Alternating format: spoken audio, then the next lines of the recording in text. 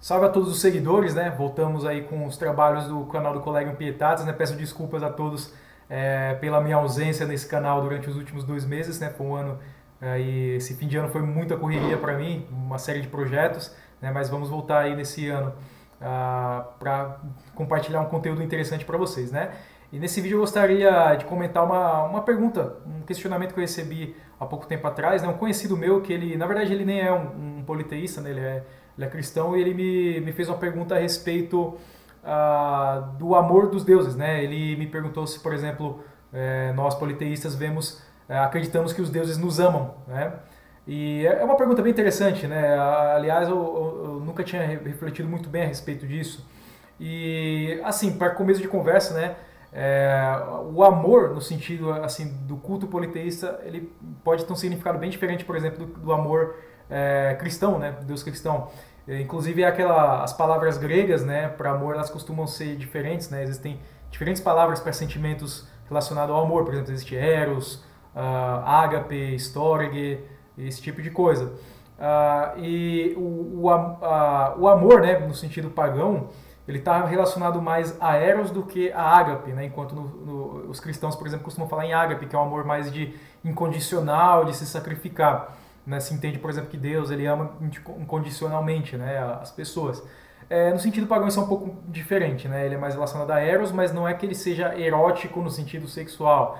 Ele é erótico no sentido de um amor pela perfeição, pela beleza da divindade, né? Pelo menos no culto helênico é assim que ele é interpretado. Quando a gente busca, né, por exemplo, o culto dos deuses, a gente sente essa admiração pela divindade, pela beleza dela, a gente acaba é como se sentisse um chamado, né, para essa divindade. Então a gente tenta se alçar ao mundo divino, né, estar próximo do divino, da divindade, por essa relação de admiração, de beleza, de virtude, por esse eros, né? E o eros no culto grego ele é uma divindade, né?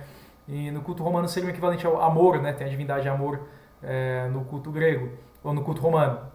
Então esse eros ele é uma divindade que também move as forças criativas do universo, né? Então, por exemplo, quem já leu a Teogonia do Hesíodo vê que Eros ele tem um papel muito importante no sentido de juntar, né, as forças criativas do universo, né, os deuses primordiais, para criar outros deuses e criar outras realidades, outros mundos.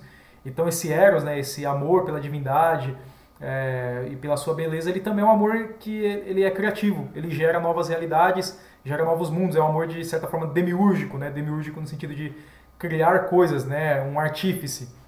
Então quando a gente realiza os ritos, faz os sacrifícios, as oferendas, então de certa forma a gente está exercitando esse eros, né? Está criando novas realidades, realidades divinas na nossa vida. A gente está tendo um aspecto criativo também, né? E também cabe lembrar o significado do sacrifício, né? Do culto pagão. Por exemplo, os romanos têm aquela máxima do ut des, né? Do para que tu des, né? Um toma lá, dá cá, coisa assim. À primeira vista pode parecer uma coisa meio um comércio, né? Um negócio, mas não é bem assim.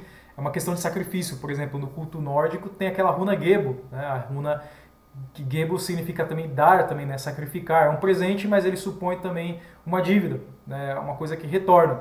Então, quando os romanos sacrificavam aos seus deuses, ou os gregos, ou qualquer outro pagão ele sacrifica aos deuses, eles buscam, né, a paz dos deuses e dos homens, né? Os romanos tinham o termo específico para isso, né? A pax deorum hominumque. Conseguiam estabelecer uma comunidade com o divino, uma paz entre os homens e o divino, né? Então, quando a gente sacrifica aos deuses, é como se fosse assim, né? A gente estabelece essa relação de amor, então, com eles, né? Porque é como se a gente estivesse convidando a divindade para adentrar a nossa casa, né? A nossa comunidade. A divindade divide uma mesa com a gente.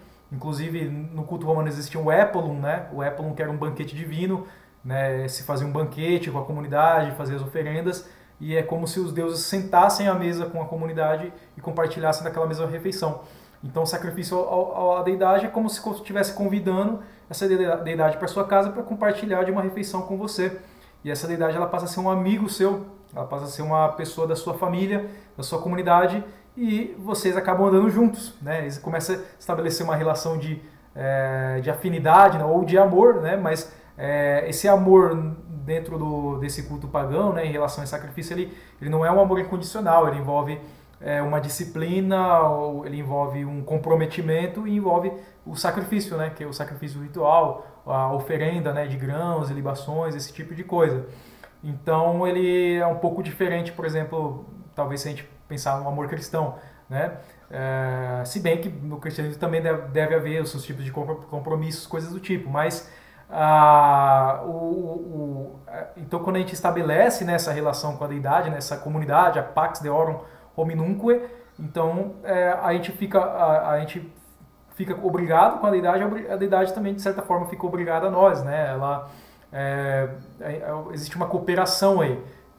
Então, é claro, né, existem visões filosóficas, né, por exemplo, na filosofia platônica se diz que a deidade ela não pode estar obrigada a você, senão ela não seria uma deidade, né? Que as deidades elas são o sumo bem, que elas fazem o bem para os seres humanos, né? Mas a ideia do sacrifício acaba sendo essa, quando a gente faz um sacrifício à deidade, estabelece uma relação com ela, ascende ao divino e recebe o favor dessa deidade também, né? É como se a deidade estivesse amarrada por uma obrigação de certa forma, mas não é bem isso, né? Por exemplo, na filosofia platônica isso é interpretado de uma outra maneira. Mas, assim, para concluir, essa relação de amor que, por exemplo, o pagão tem em relação com a deidade dele, né? Então, quanto mais se cultua essa deidade, quanto mais se realiza sacrifícios, mais a comunidade se une em torno dela, dedica templos, altares, mais essa deidade estará afim com essa comunidade e provavelmente vai favorecê-la, né? E aí se estabelece essa relação de amor, mas é um amor que envolve mais eros, né? Uma admiração pela beleza da divindade, pelas suas virtudes e também um compromisso do cultor em relação a ela. Então é isso, espero que vocês tenham gostado. Até a próxima.